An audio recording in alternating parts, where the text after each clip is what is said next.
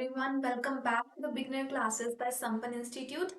जैसे कि हमने प्रीवियस वीडियो में एडवांटेजेस, आउटवे डिसएडवांटेजेस और advantages and disadvantages plus writing task 2 का हमने जो बेसिक ओवरव्यू था जिसकी हेल्प से हम अच्छा सा राइटिंग टास्क लिख सकते हैं वो डिस्कस किया था. Now we are going to discuss the remaining categories everyone.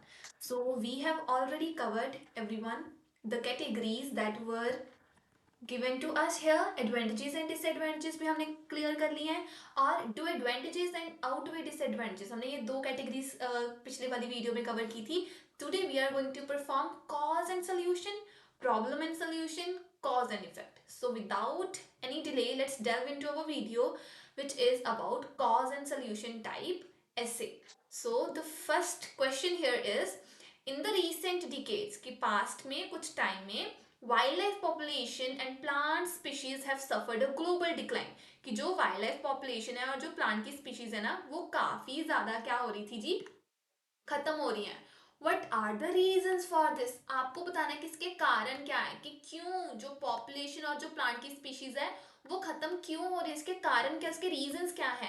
What are some possible solutions, और इसके सोल्यूशंस क्या है, इसके कारण क्या है, और उसके साथ साथ आपको इसके सोल्यूशंस देने हैं कि हाँ जी ऐसे कौन से वेज हैं जिसकी वजह से हम इसको स्टॉप कर सकते हैं.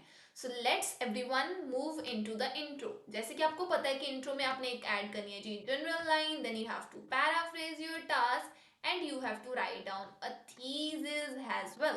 So here the general line is, the healthy biodiversity is extremely imperative for the growth and well-being of everyone.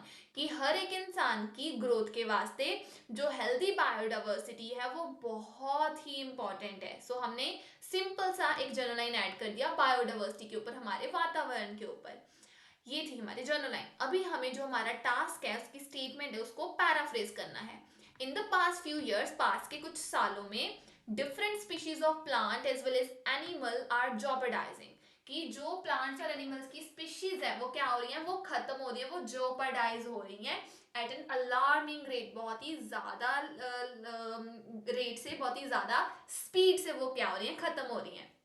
ये हमने कर दिया अपनी स्टेटमेंट को पैराफ्रेज. अभी आगे मेरी thesis. In this essay, I will elaborate the various ways to tackle this situation along with the reasons of such hazard. कि इस essay में मैं क्या करने वाली हूँ, I will elaborate, मैं डिस्कस करूंगी the various ways to tackle this situation. मैं बहुत सारे इसके solutions बताऊंगी along with the reasons of such hazard, और इसके मैं कारण जो मेरे से पूछे गए हैं मैं वो भी बताऊंगी. सो यहाँ पर हमारा टास्क रीजन और सोल्यूशन का ही था ना. सो हमने अपनी थीसिस भी ये मेंशन कर दी कि इसके रीजंस और इसके जो सोल्यूशंस है ना वो आपको बस अभी अभी मैं नेक्स्ट वाले जो पैराग्राफ्स है उसमें डिस्कस करने ही वाली हूँ. सो ये मेरी थीसिस जो है वो भी क्या हो गई, वो कंप्लीट होगी. Let's now move everyone to the BP1. Apparently, a number of factors contribute to the exploitation of such species. कि बहुत सारे ऐसे reasons हैं, बहुत सारे ऐसे factors हैं जिसकी वजह से क्या हो रहा है जी, हमारी जो species हैं वो खत्म हो रही हैं, वो exploit हो रही हैं. To begin with, ये क्या था, ये मेरा जो फर्स्ट लाइन है जनरल लाइन जो मेरी बीपी की है, इससे मेरे एग्जामिनर को भी पता चल जाएगा कि मैं क्या करने वाली हूँ, अपना बीपी जो है वो रीजंस के ऊपर लिखने वाली हूँ. जैसे अगर आपको इस चीज के बारे में नहीं पता, जो हमारी पुरानी वीडियो है राइटिंग टास्क 2 की, आपको उसको एक बार जरूर वॉच करना चाहिए, आपके बेसिक्स क्लियर हो जाएंगे उसकी हेल्प से. सो पहले हमने एक जनरल लाइन ऐड कर दी BP1 की कि मैं अभी आपको रीजंस बताने वाली हूँ, फैक्टर्स बताने वाली हूँ. अभी मैं फॉलो करूंगी पीई अप्रोच, जो क्या थी, पॉइंट एक्सप्लेनेशन एग्जाम्पल. अभी मेरा फर्स्ट मैंने कनेक्टर ऐड किया टू बिगिन विद. अगर मैं स्टार्ट करूं, मेजर कॉज इज डिफॉरेस्टेशन. सबसे बड़ा रीजन क्या है जी, डिफॉरेस्टेशन है. Which result in loss of habitat, जिसकी वजह से हैबिटेट जो है, जो उनका घराना है वो ही खत्म हो जाता है. Since population of mankind is proliferating, क्योंकि जो ह्यूमन की पॉपुलेशन है वो इंक्रीज हो रही है, वो प्लोरिफरेट कर रही है. प्लोरिफरेट का मीनिंग होता है जी बहुत जल्दी जल्दी इंक्रीज होना. सो ह्यूमन की पॉपुलेशन तो इंक्रीज हो रही है, ड्यू टू विच, जिसके कारण for the accommodation more residential area is required. अगर ह्यूमन ने रहना है उसके घर के वास्ते उसको ज्यादा रेजिडेंशियल एरिया चाहिए, उसको ज्यादा एरिया चाहिए ताकि वो वहां पर रह सके. दस ट्रीज आर कट, जिसके कारण ट्रीज को किया जाता है जी, कट किया जाता है to create extra space that reduce flora and fauna. So उनके घर बनाने के लिए हमें ट्रीज को कट करना पड़ता है. सो हम एक्स्ट्रा स्पेस स्पेस क्रिएट करते हैं जिसकी वजह से जो प्लांट्स एंड एनिमल है, जो फ्लोरा एंड फौना है, वो क्या हो रहे हैं जी, कम हो रहे हैं। क्वेश्चन हमारा फ्लोरा एंड फौना के, plants and wild life population के कम होने पर था ना। सो हमने रीजन बताया, रीजन क्या था, हो गया हमारा डिफॉरेस्टेशन। एक्सप्लेन हमने कैसे किया कि ह्यूमन को घर चाहिए, घर कैसे बनेगा, ट्रीज अगर कट होंगे, ट्रीज कट हो रहे हैं तो ह्यूमन जो है वो फ्लोरा एंड फौना को, प्लांट्स एंड एनिमल्स का घर ही तो तबाह कर रहा है। सो लॉस ऑफ हैबिटेट हो गया ना उसकी वजह से। सो हमने क्या कर दिया, पी और ई अप्रोच को फॉलो कर लिया। Along with this, इसके साथ साथ industrialisation also poses a threat. इसके साथ साथ जो भी इतनी ज्यादा अमाउंट में, इतने ज्यादा नंबर्स में इंडस्ट्रीज बन रही हैं, वो भी तो एक प्रॉब्लम क्रिएट कर ही रही है ना। Yes, कैसे कि toxic matter is directly disposed in the environment. जो भी ये इंडस्ट्रीज का केमिकल्स होते हैं, जो टॉक्सिक मैटर है, पॉइजनस जो सब्सटेंसेस है, वो एनवायरनमेंट में डायरेक्टली हम फेंक देते हैं, डायरेक्टली डिस्पोज ऑफ कर देते हैं, विच कॉजेज पोल्यूशन एवरीवेयर। जिसके कारण क्या होता है, पोल्यूशन हर जगह फैल जाता है। In addition, human intervention to the biodiversity in form of deforestation has resulted in climatic change. Human intervention, everyone, human intervention का मीनिंग होता है जी ह्यूमन इंटरफेरेंस।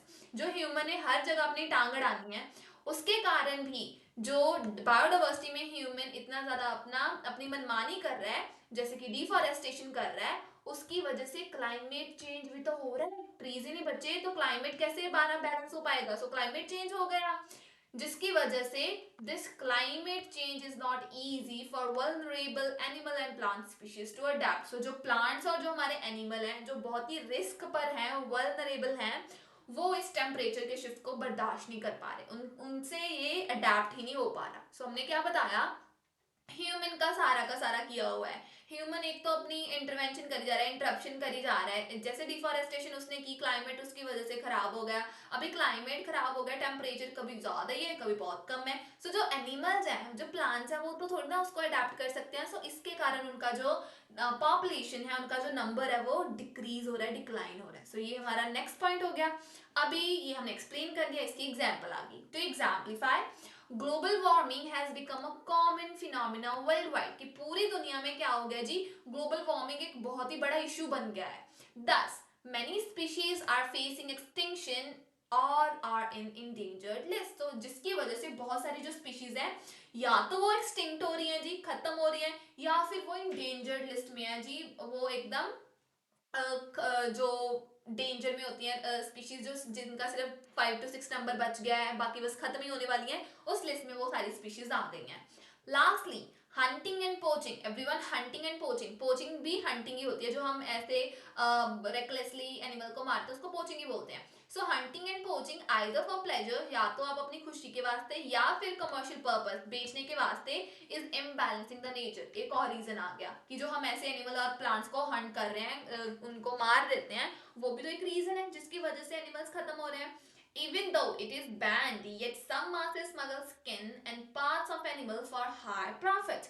मुझे पता है कि ये चीज बैन हो गई है, लेकिन फिर भी क्या हो रहा है, कुछ लोग जो है वो ज्यादा पैसा कमाने के लिए, हाई प्रॉफिट्स कमाने के लिए करते क्या है जी, वो स्किन को स्मगल करते हैं और एनिमल्स के पार्ट्स को भी स्मगल करते हैं, उनको मार देते हैं और फिर उनकी स्मगलिंग करते हैं ताकि वो ज्यादा पैसे कमा सके। तो हमने इस पैराग्राफ में एवरीवन क्या किया, हमने की जो अपने रीजन डिस्कस की। एक तो रीजन था डिफॉरेस्टेशन, क्यों, क्योंकि घर चाहिए और उसके लिए हमने ट्रीज कट कर दिए। दूसरा था इंडस्ट्रियलाइजेशन, क्योंकि हम केमिकल्स वगैरह डायरेक्टली इन्वायरमेंट में फेंक रहे हैं।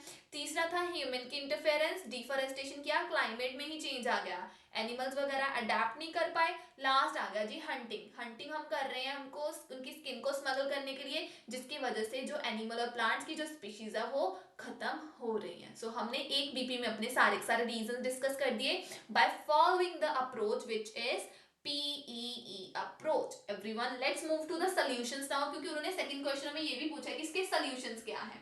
अभी हमारा सॉल्यूशन का part. On the other hand, दूसरे साइड पर various pragmatic approaches. Everyone, pragmatic का मतलब होता है जी प्रैक्टिकल। बहुत सारे अगर हम प्रैक्टिकल वेज अडॉप्ट करें, can be adopted to help the planet, कि अगर हम बहुत सारे practical ways, practical techniques, practical अगर हम सॉल्यूशंस लें तो हम अपने प्लैनेट्स को सेव कर सकते हैं। फर्स्टली, सबसे पहले मेरा पॉइंट क्या बनेगा, P population must be in control. So जो पहली हमारी पॉपुलेशन जो है ना, रीजन मेजर वाला, उसको पहले हमें कौन कंट्रोल में करना पड़ेगा, पॉपुलेशन को अगर कंट्रोल में कर लिया।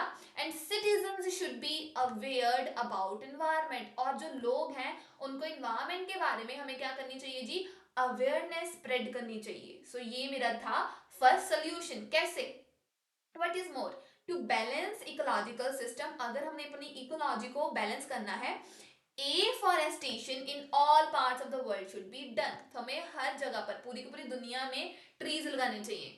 इफ अकोमोडेशन इज नीडेड, अगर तो ह्यूमन को घर चाहिए जी, अगर उसको अकोमोडेशन चाहिए, then animals must be shifted to safe and secure places, तो एनिमल को हमें क्या करना चाहिए, हमें उनको सेफ प्लेसेस पर छोड़ना चाहिए, जैसे कि नेशनल पार्क्स होगी, वाइल्ड लाइफ सेंचुरीज हो गए। Government can assist to promote the establishment of natural environment in this form. Government क्या कर सकती है, गवर्नमेंट ऐसे नेचुरल इन्वायरमेंट भी बना सकती है। कैसे बना सकती है जी, as Bengal tiger is an endanger list, Bengal tiger खत्म ही होने वाला है, so it has been protected just because of Sundarban national park in India. जो सुंदरबन नेशनल पार्क है ना इंडिया में, उसकी वजह से जो बंगाल टाइगर है, हमने अभी तक उसको सेव करके रखा हुआ है। Furthermore, इसके साथ साथ stringent punishment should be rendered to hunters and smugglers, जो hunters और smugglers है ना, उनको हमें बहुत ज्यादा punishment भी देनी चाहिए, strict punishment देनी चाहिए, stringent punishment.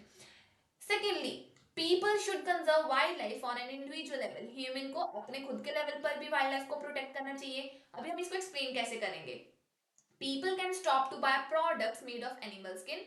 जो लोग बाय करते हैं प्रोडक्ट एनिमल्स से बने, वो लोग उनको बाय करना ही स्टॉप कर दें। As a result it will reduce the market for hunters and poachers who smuggle animal skin. So जो हंटर्स और पोचर्स एनिमल स्किन को स्मगल करते हैं, उनकी मार्केट ही कम हो जाएगी। क्यों, क्योंकि लोग उनको खरीदेंगे ही नहीं। सो ये हमने एड ऑन किए हमारे सोल्यूशंस।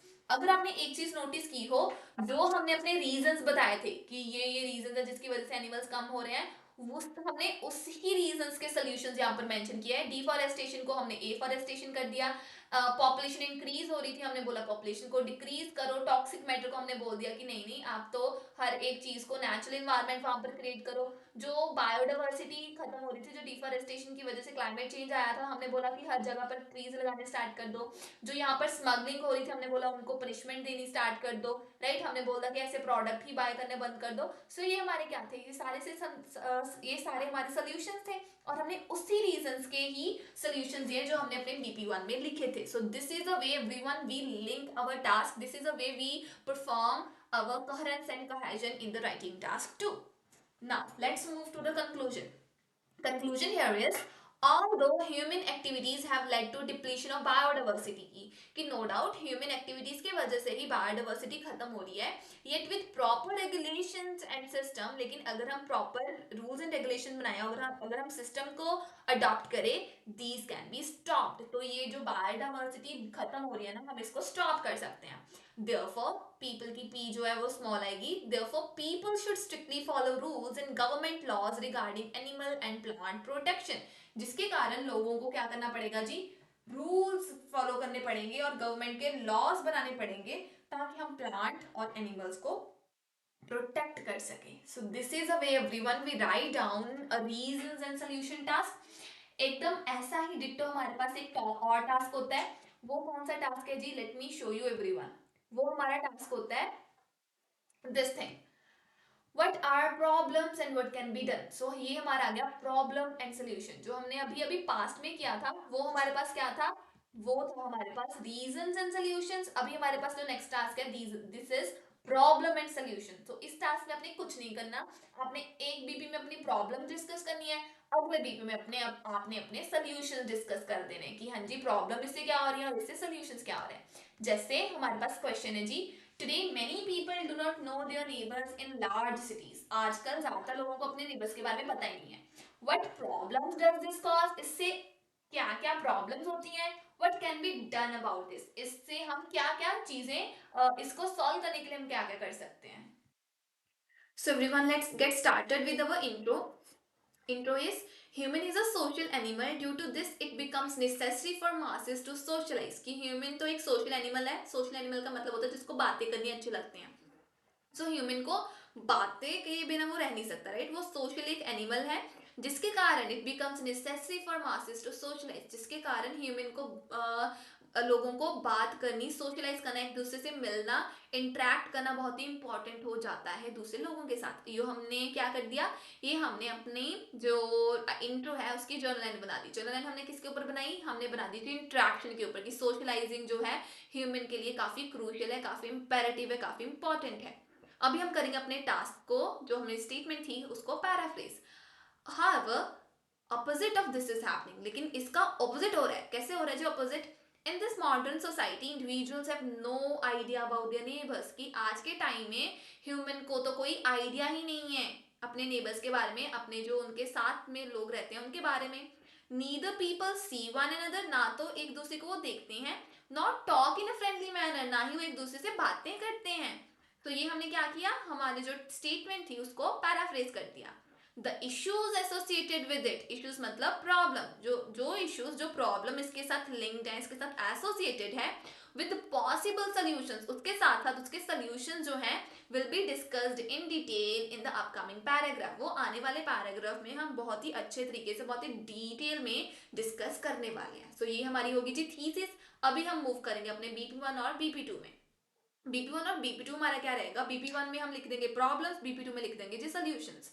BP1 में भी प्रॉब्लम्स क्या है, अगर हम एक दूसरे से बातें नहीं करेंगे तो क्या प्रॉब्लम्स आएंगी। myriad of problems can arise from not knowing much about people who live alongside, के बहुत सारी प्रॉब्लम्स हो सकती हैं अगर हम नहीं जानेंगे उन लोगों को जो हमारे साथ रहते हैं। फर्स्टली सबसे पहले क्या होएगा, security can be at risk, कि हम सिक्योर नहीं रह पाएंगे अगर हमें अपने साथ वाले लोगों के बारे में नहीं पता है। This can B explain that, इसको हम कैसे एक्सप्लेन कर सकते हैं, as if individuals do not have information about person's nature, behavior, occupation and mindset। अगर लोगों को इन्फॉर्मेशन ही नहीं है, बात पता ही नहीं है कि उसका नेचर कैसा, उसका बिहेवियर कैसा, उसकी ऑक्यूपेशन कैसे, उसका माइंडसेट कैसा है, then they may experience certain repercussions in future. तो उनको बहुत सारी प्रॉब्लम्स फेस करनी पड़ सकती हैं जी, बहुत सारी रेपरकशंस उसको फेस करनी पड़ सकती हैं अगर उनको नहीं पता कि कौन सा इंसान उनके साथ रहता है। एवरीवन, रेपरकशंस का मतलब होता है जी problems. Since most of the adults in a family are working, क्योंकि ज्यादातर जो एडल्ट्स होते हैं एक फैमिली में वो आजकल वर्क करते हैं। As a result children stay alone, children अकेले रह जाते हैं। This can be dangerous because of untrustworthy people living in neighbourhood. अगर बच्चे घर पर अकेले हैं तो ये काफ़ी मुश्किल, काफ़ी डेंजरस हो सकता है। क्यों? क्योंकि जो उनके आसपास लोग रहते हैं वो अनट्रस्टवर्दी भी तो हो सकते हैं। So any miss happening can occur, जिसकी वजह से क्या है, बच्चों की जो सिक्योरिटी है, घर की जो सिक्योरिटी है वो रिस्क पर हो जाएगी। So this is the problem everyone that we have discussed here. Now let's move to the next point. Moreover, having a link with family residing nearby could be a great help। लेकिन अगर हम हमारा link है उन families के साथ जो हमारे साथ नियर बाय रहते हैं तो वो हमें ग्रेट एडवांटेज दे सकते हैं। कैसे?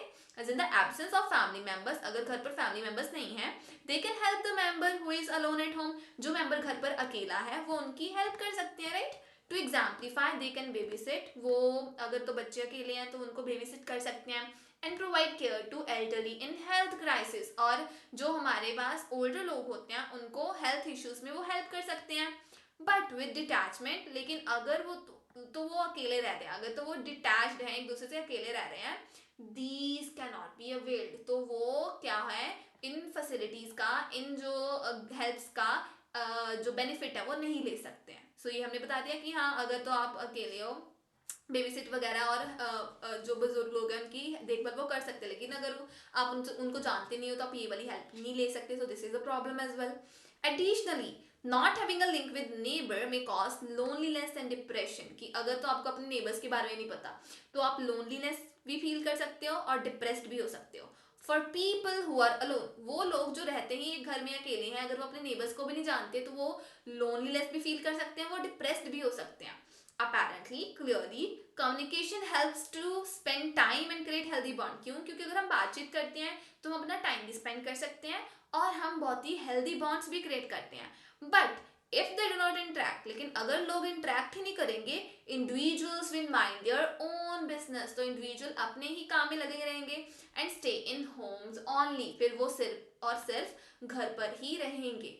दस this trend can raise many problems for people, so इसके कारण, इस चीज के कारण बहुत सारी जो लोगों को प्रॉब्लम्स है वो फेस करनी पड़ सकती है। So now we have made a BP1 completely of problems, क्योंकि उन्होंने हमसे प्रॉब्लम पूछी है। Now the other part is what can be done about this, इसके solutions क्या है। Now this paragraph everyone is going to be all about solutions. Now solutions here are alternatively several pragmatic approaches can be adapted to tackle such situation, कि बहुत सारे practical हम बहुत सारी अच्छी अप्रोच फाइंड आउट कर सकते हैं इसको सॉल्व करने के लिए, इसको टैकल करने के लिए, इसको कर्ब करने के लिए, इसको हैंडल करने के लिए। चीफली सबसे पहले regular community programmes should be organise, कि हमें ज्यादा से ज्यादा क्या है, कम्युनिटी प्रोग्राम्स ऑर्गेनाइज करने चाहिए, जैसे कि such as public events can be beneficial to introduce new residents and render a friendly interaction, कि अगर हमने पब्लिक इवेंट्स सेट आउट कर लिया, ऑर्गेनाइज कर लिए ना, तो जो न्यू रेजिडेंट्स हैं, जो न्यू घर में आए हैं, वो एक अच्छा फ्रेंडली इंटरेक्शन कर सकते हैं, हम न्यू रेजिडेंट्स को इंट्रोड्यूस भी कर सकते हैं जो पुराने वाले हैं उनसे, तो हमारा लिंक बन जाएगा। This will not only improve the relationship in society members, इससे सिर्फ सोसाइटी मेंबर्स की रिलेशनशिप नहीं इंप्रूव होगी, इससे इसके साथ कुछ और भी होएगा, but will also create a safe and secure environment, but इससे एक सिक्योर इन्वायरमेंट भी बनेगा। क्यों? As everyone will know everyone, क्योंकि हर एक इंसान को दूसरे वाला जो इंसान है उसके बारे में पता होएगा। टू इलस्ट्रेट, अगर हम इसकी एग्जाम्पल दें, organize festivals like Diwali, Holi and Christmas in society help people to socialize, अगर दिवाली, होली और क्रिसमस जैसे हम फेस्टिवल्स वगैरह ऑर्गेनाइज करेंगे तो क्या होएगा, जो लोग हैं वो सोशलाइज कर पाएंगे, एक दूसरे से बातचीत कर पाएंगे। Furthermore, public places such as parks and gardens can also be helpful for meeting, कि अगर हम पब्लिक प्लेसेस में मिलें जैसे कि पार्क्स और गार्डन्स में, वो भी लोगों के लिए काफी हेल्पफुल हो सकते हैं उनको मिलने के वास्ते।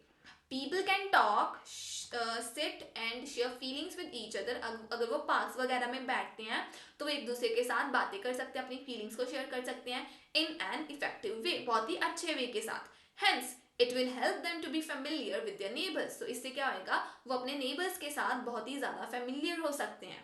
Beside this cooperative community services should be started, और हमें क्या करना चाहिए, दूसरों की हेल्प करने के लिए सर्विसेज भी स्टार्ट करनी चाहिए, as it will assist them to solve minor society issues collectively that will instill the feeling of brotherhood in them, कि अगर तो हम एक कम्युनिटी सर्विस स्टार्ट करते हैं तो जो छोटे से छोटे जो इश्यूज भी है ना, वो भी हम अच्छे से रल मिलकर उसको सॉल्व कर लेंगे, जिसकी वजह से हमारी कम्युनिटी में भाईचारा ही फैलेगा, हमारे अंदर ब्रदरहुड की फीलिंग आएगी, और कुछ तो होएगा नहीं।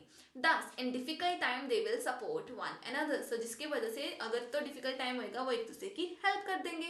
सो हमने बोला कि अगर हम नेबर्स को नहीं जानते हमें क्या करना चाहिए उनसे, सो ये जो प्रॉब्लम फेस करते थे उसको हम सॉल्व कैसे कर सकते हैं, हम प्रोग्राम्स वगैरह ऑर्गेनाइज कर सकते हैं, पब्लिक इवेंट्स ऑर्गेनाइज कर सकते हैं, फेस्टिवल्स को इकट्ठे मना सकते हैं। देन हम क्या कर सकते हैं, कोऑपरेटिव कम्युनिटी सर्विस स्टार्ट कर सकते हैं, पार्क्स और गार्डन में मिल सकते हैं। सो ये सारे हमने क्या ऐड ऑन कर दिए थे हमारे solutions in BP2। Now everyone, let's move to the conclusion. In the final analysis, although it is hard for people to allocate time to community events, कि लोगों के लिए काफ़ी मुश्किल है कम्युनिटी इवेंट्स में टाइम देना, because of their hectic routine, क्योंकि उनका रूटीन ही काफ़ी बिजी रहती है। Yet by considering the advantageous role these play, लेकिन अगर वो ये देखें कि कम्युनिटी सर्विसेज काफ़ी इंपॉर्टेंट रोल प्ले करती हैं उनकी लाइफ में, problems can be resolve to a greater extent, तो जो प्रॉब्लम्स हैं हम उनको सॉल्व कर सकते हैं।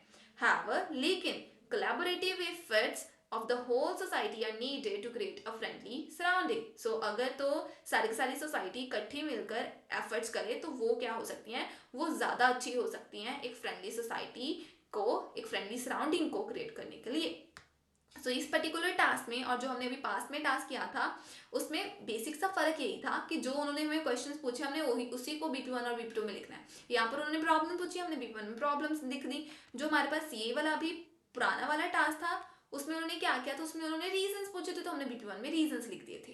अभी ऐसा ही हमारे पास एक और टास्क है जो क्या है जी, what are the reasons and what are the effects. तो रीजंस वाला तो आपको पता है कि BP1 में रीजंस लिख देने हैं, इसमें क्या उन्होंने पूछ लिया जी इफेक्ट्स क्या पड़ रहे हैं इसके, तो इसके पॉजिटिव इफेक्ट पड़ रहे हैं या नेगेटिव इफेक्ट पड़ रहे हैं, हमने उनको उस चीज को भी वहां पर क्या कर देना है जी, मेंशन कर देना है. So this task is also performed in the same way. हमने रीजंस एक बीबी में लिख देने हैं, हमने इफेक्ट दूसरे बीबी में लिख देने हैं. कैसे? अभी ये टास्क क्या है, nowadays more and more people from different cities are spending more time away from their families. आजकल ज्यादा से ज्यादा लोग क्या हैं, डिफरेंट सिटीज में रहते हैं और अपनी फैमिली से ज्यादा दूर टाइम स्पेंड करते हैं. What are the possible reasons? इसके रीजंस क्या है, लोग सिटीज में अपनी फैमिली से दूर ही क्यों रहते हैं, and what effect on people themselves and the effect on people themselves and their family. उनकी फैमिली और उनके ऊपर क्या इम्पैक्ट पड़ते हैं. सो अभी हमने इनटू द सेम लिख दिया है, एक जर्नल लाइन ऐड करनी है, पैराफ्रेजिंग ऐड करनी है, थीसिस ऐड कर देनी है. देन इसमें हमने बता देनी है रीजंस कि कौन से रीजंस हैं. जैसे मे बी उन्होंने वर्क करना हो सकता है, उन्होंने इंडिपेंडेंट बनना है, उन्होंने सेटल करना है, उन्होंने बड़ी बड़ी कंपनीज में काम करना है, मे बी उनके पास अपॉर्चुनिटी, वो कहीं पर भी ट्रैवल कर सकते हैं, नॉलेज गेन कर सकते हैं इसलिए, या फिर उनके एरियाज में वो सारी की सारी फैसिलिटीज ही नहीं है, मे बी एजुकेशन नहीं है वहाँ पर, एंटरटेनमेंट अपॉर्चुनिटीज नहीं है, that's why they live in cities. तो ये हमने रीजन डिस्कस कर दिया है. Now we have to delve into the effects. Let me tell you हम इफेक्ट्स वाला जो पैराग्राफ है वो कैसे लिख सकते हैं. So it is have the detachment. अगर हम अपनी फैमिली से दूर रह रहे हैं तो हम अटैच तो हो नहीं रहे, हम हो रहे हैं detach. So detachment result in many repercussion. Detachment से बहुत सारे इंपैक्ट पड़ सकते हैं, बहुत सारी प्रॉब्लम्स आ सकती हैं. Firstly people feel loneliness. अभी इफेक्ट क्या पड़ा, लोग अकेला अकेला फील करने लग पड़े, वो लोनलीनेस फील कर रहे हैं. As they live far away, क्यों, क्योंकि वो अपने घर से बहुत दूर रह रहे हैं. And have no emotional support from anyone, और उनको कोई भी सपोर्ट करने के वास्ते नहीं है. Although individuals have goal to achieve, no doubt individuals के पास अगर वो cities में रह रहे हैं कोई ना कोई goal होएगा. Yet due to homesickness sometimes they experience helplessness and anxiety. लेकिन क्योंकि वो क्या क्या करते हैं, कभी कभी उनको अपने घर की बहुत याद आती है, वो बहुत ज़्यादा होम सिकनेस फील करते हैं, उस टाइम उनको ऐसा लग रहा है कि वो हेल्पलेस हैं और वो एकदम टेंशन में आ जाते हैं जी, एंग्जाइटी फील कर लेते हैं. सो ये हो गया जी इफेक्ट ऑन इंडिविजुअल्स. अभी हमने बताया जी फैमिली के ऊपर क्या इम्पैक्ट पड़ेगा. इन एडिशन इसके साथ साथ bond with the family members deteriorate. जो फैमिली मेंबर्स के साथ उनका रिलेशन है वो धीरे धीरे खत्म होने लग जाता है. दिस कैन बी एक्सप्लेन्ड, अगर हम इसको एक्सप्लेन करें, because of lack of physical presence, क्योंकि वो फिजिकली तो वहां पर होते नहीं है. Regular interaction and communication they become distance. ना वो वहां पर मौजूद होते हैं, ना वो एक दूसरे से अच्छे से बात करते हैं, ना इंटरेक्ट करते हैं. सो जिसकी वजह से वो दूर दूर रहने लग पड़ते हैं, they become distant. Consequently their behaviour will change. धीरे धीरे क्या हो जाता है, उनका बिहेवियर ही चेंज हो जाता है उनकी फैमिली से. सो अभी हमारा क्वेश्चन क्या था, इफेक्ट्स लोगों के ऊपर और उनकी फैमिली के ऊपर क्या पड़ रहे हैं. अगर तो एवरीवन आपने सिर्फ लोगों के ऊपर इफेक्ट बता दिए, फैमिली के ऊपर नहीं बताया, तो आपको फुल फ्लेज मार्क्स नहीं मिलेंगे. अगर आपने सिर्फ फैमिली के ऊपर बताया, लोगों के ऊपर नहीं बताया, तो भी आपको मार्क्स नहीं मिलेंगे. You have to satisfy, you have to fulfil the demand of all the questions. आपको रीजंस भी बताने हैं, आपको लोगों के ऊपर इफेक्ट और उनकी फैमिली के ऊपर भी इम्पैक्ट बताना है, तो ही आपका जो ऐसे है उसको टास्क अचीवमेंट और टास्क रिस्पॉन्स में मार्क्स मिलेंगे, नहीं तो नहीं मिलेंगे. So this is a way we everyone we write down reason and effect task. इसमें हमने कंक्लूजन में बता देना है कि बहुत सारे रीजंस है जिसकी वजह से ये हम अपनी फैमिली से दूर रह रहे हैं, लेकिन इसका इम्पैक्ट जरूर लोगों के ऊपर पड़ता है, और वो इम्पैक्ट बहुत ही ज़्यादा बैड होता है, जिसकी वजह से उनकी हेल्थ के ऊपर और उनके बॉन्ड के ऊपर इम्पैक्ट पड़ जाता है. सो हमने अपनी कंक्लूजन को भी अपने रीजंस और इफेक्ट्स में मेल जुल करके इसको लिख दिया है. So this is the way everyone we write down these three kinds of tasks, which are reasons and solutions. The other one is problem and solution. The other one is what are the reasons and effects, and these are the tasks that we write down in this way. सारे के सारे task हम लिखते same way में है, बस categories different हो जाती हैं, और फिर हमने क्वेश्चन को अंडरस्टैंड कर कर अपने राइटिंग टास्क को परफॉर्म कर देना होता है. So if you like this video everyone, please give it a thumbs up, subscribe to our channel, and do share this video with your friends or any of your family member who is dreaming to pursue IELTS. Thank you everyone.